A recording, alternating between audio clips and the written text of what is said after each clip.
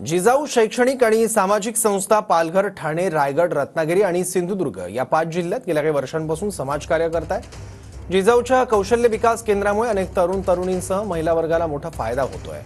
या ठिकाणी प्रशिक्षण घेतल्यानं रोजगाराच्या संधी उपलब्ध आहेत। विशेष म्हणजे जिजाऊ संस्थेतर्फे उपलब्ध करून दिले जाणारे कौशल्य विकासाचे कोर्सेस मोफत आहेत। या संदर्भात जिजाऊ संस्थेचे संस्थापक निलेश सांबरेंशी संवाद साधलाय आमच्या प्रतिनिधींनी। पाहूयात। महाराष्ट्रामध्ये मोठ्या प्रमाणावर उच्च शिक्षित विद्यार्थी-विद्यार्थिनी आहेत, मात्र त्यांना गरज आहे ती रोजगार देण्याची, हाताला काम मिळवण्याची। मात्र हे काम विद्यार्थ्यांना प्रत्यक्षात जो व्यक्ती देतोय त्याचं काम देखील किती महत्त्वाचं आहे हे आपण आज जाणून घेणार आहोत। आता माझ्यासोबत आहेत निलेश सांबरे सर। अनेक विद्यार्थी-विद्यार्थिनी, महिला हे असे असतात की त्यांचं शिक्षण झालंय किंवा स्किल डेव्हलपमेंटच्या अनुषंगाने त्यांना अनेक गोष्टी मिळाल्यात, मात्र पुढे त्याचं काय हा विचार करून तुम्ही अनेकांच्या हाताला काम दिलेलं आहे। हे सगळं तुम्ही कसं साधलं? आपण जिजाऊ कौशल्य विकास केंद्र म्हणून वाड्याला सुरू केलेलं आहे, जिथे अगदी electrician, welder, nursing classes, computer classes, विविध प्रकारच्या क्लासेस देऊन 10वी 12वी झालेले जे विद्यार्थी आहेत, ड्रायव्हिंग शिकवणे, ट्रक शिकवणे, JCB शिकवणे, पोकलन शिकवणे, ऑपरेटर करणे। का आज आपण पाहतोय का ज्या गोष्टीचा तुटवडा का मार्केटमध्ये मागणी आहे त्या सर्व व्यवसाय शिकवण्याचं काम आपल्या जिजाऊ मार्फत केलं जाते, कारण जेणेकरून सन्मार्गाने 2 पैसे कसे आपल्या हातामध्ये येईल। आज इलेक्ट्रिशियन केलं तर आज जर्मनीमध्ये खूप मोठी मागणी आहे इलेक्ट्रिशियनला, 25-25 लाख रुपयाचं पॅकेज आहे, त्यांना तिकडे पाठवण्याचं काम आपण जिजाऊ मार्फत करणार आहोत, जेणेकरून प्रत्येक माणूस हा स्वाभिमानाने जगला पाहिजे, 2 पैसे सन्मार्गाने आले पाहिजेत हाती। त्या दृष्टीने जिजाऊचं कौशल्य विकासचं काम मोठ्या प्रमाणात सुरू आहे। अगदीच महिलांसाठी स्वतः रिक्षाचं प्रशिक्षण देणं किंवा ज्या महिलांना इलेक्ट्रॉनिकमध्ये काही करायचंय त्यांना देखील त्यांच्या आवडीनुसार तुम्ही प्रशिक्षण देतायत। एका अर्थाने त्यांच्या कलागुणांना वाव मिळतोय। ही रोजगार निर्मिती नेमकी तुम्हाला कशी सुचली?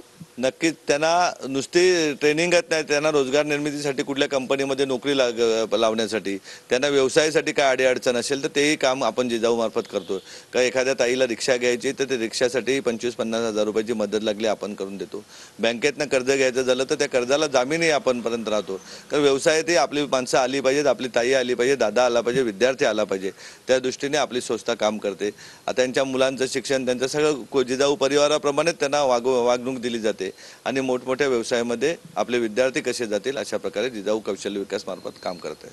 कोणतंही प्रशिक्षण घ्यायचं म्हटलं तर त्यासाठी आर्थिक पाठबळ देखील हवं असतं आणि खास करून ग्रामीण भागामध्ये शिक्षणाची इच्छा खूप असते, मात्र हातात पैसा नसतो। जेव्हा अशी लोक आपल्याकडे येतात तेव्हा तुम्ही त्यांना कसं सहाय्य करता? एकही रुपया न घेता जिजाऊचा कुठल्याच उपक्रमाला पैसे घेतले जात नाही। आपण बघितलं असेल CBSEचं शिक्षण, फ्री कोचिंग क्लासेस राहू दे, हॉस्पिटल म्हणा, जिजाऊ क्लिनिक म्हणा, लायब्ररी म्हणा, पोलीस अकॅडमी म्हणा किंवा कौशल्य विकास म्हणा, कुठल्याही प्रशिक्षणासाठी कुठेही पैसे घेतले जात नाही। आपल्या व्यवसायातून, कन्स्ट्रक्शनच्या व्यवसायातून आलेला 2 पैसे हे त्या विद्यार्थ्यांसाठी वापरले जातात आणि त्याचा उपयोगी चांगला व्हायला लागला आहे। विद्यार्थ्यांचा रिझल्टही खूप चांगला मोठ्या प्रमाणात आहेत।